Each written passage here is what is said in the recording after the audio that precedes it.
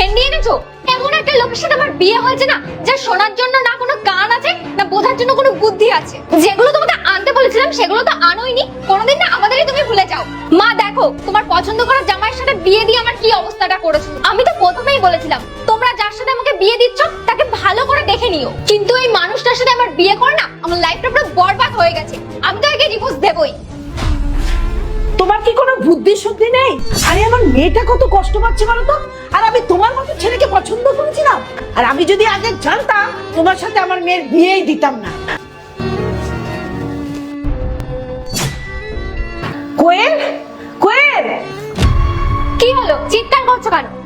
দেখ তো মা, এতে কি লেখা আছে। আমি এত বছর অনেক সহ্য করেছি, তোমরা ভালো থেকো, আমি আসছি। আর আমাকে আর খোঁজার চেষ্টাও করো না। নমস্কার দাদা, আসুন ভিতরে আসুন। আমি এখানে বসতে আসিনি, যদি এক সপ্তাহের মধ্যে ভাড়া না দিতে পারো না, পুরো ঘর থেকে বাইরে বার করে দেবো। ঠিক আছে দাদা। একটা কথা বলবো মা, আমি যখন প্রথম এ বাড়িতে এসেছিলাম তখন ভেবেছিলাম তুই ঠিক আর জামাই সব ভুল, কিন্তু তুই ভুল মা, জামাই ঠিক। হ্যাঁ মা, জানো বুবাই যে সম্মানটা পাওয়ার কথা সেই সম্মানটা আমি বুবাইকে কখনোই কোনোদিনই দিইনি।